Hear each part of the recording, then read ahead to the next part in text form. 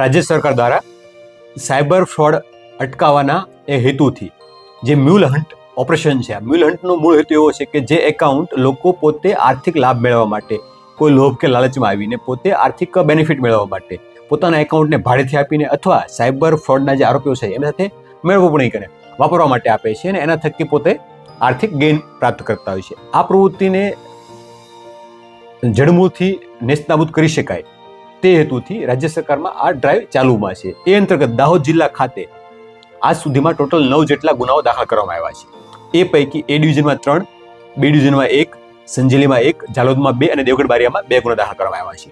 આની modus operandi જોવા જઈએ તો એ પ્રકારની હોય છે કે કોઈ પણ જગ્યાએ, દેશના કોઈ પણ જગ્યાએ કોઈ વ્યક્તિ સાથે સાયબર ફ્રોડ થયો છે તો એમની એક એકનોલેજમેન્ટ સ્લિપ બનશે, એક નંબર બનશે.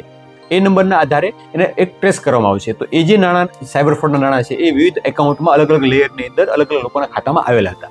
આ તમામ લોકોને પ્રાથમિક રીતે ચેક કરતા, ચકાસણી કરતા, નાણાં કઈ રીતે આવ્યા છે અને પ્રાથમિક ખરાઈ કરતા આ તમામ જે એકાઉન્ટ ધારકો છે, જે 9 જેટલી એફઆઈઆર દાખલ થઈ છે એની અંદર લોકો છે એ એક નજીવી એમાઉન્ટનું કમિશન અથવા પોતે પોતાના નાના આર્થિક લાભ માટે આ એકાઉન્ટ છે એ અન્ય લોકોને ભાડે આપીને અથવા પૈસા મેળવીને એમાંથી પોતાનું કમિશન કાપીને બાકીના પૈસા છે એ જે ફ્રોડ કરનાર લોકો છે એમને પરત મોકલાવીને આ ક્રાઇમમાં ભાગીદાર બન્યા હતા. એ માટે એમના વિરુદ્ધ કાયદેસરની કાર્યવાહી હાથ ધરવામાં આવી છે.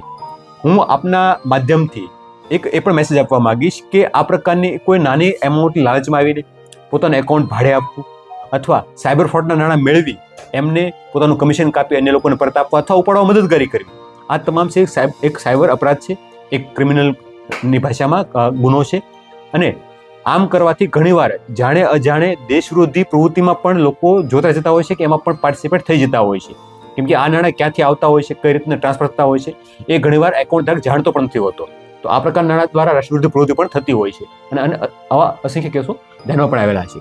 તો આ તમામ જે ગુના દાખલ થયા છે એમાં જોવા જઈએ તો દાહોદની અંદર ટોટલ 32 લાખ રૂપિયા જેટલી રકમ છે એ આ તમામ એકાઉન્ટમાં અલગ અલગ જગ્યાએ આવી હતી કે જે ક્યાંથી આવી હતી, કઈ રીતે આવી હતી, કોને મોકલી હતી, કેટલું કમિશન મળતું, એ તમામ દિશામાં હાલમાં વિગતવારની તપાસ ચાલુમાં છે.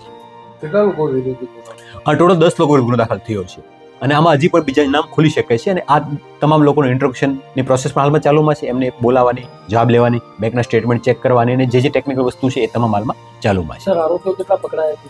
આ 10 લોકો છે વિરુદ્ધ હાલની તપાસ ચાલુમાં છે.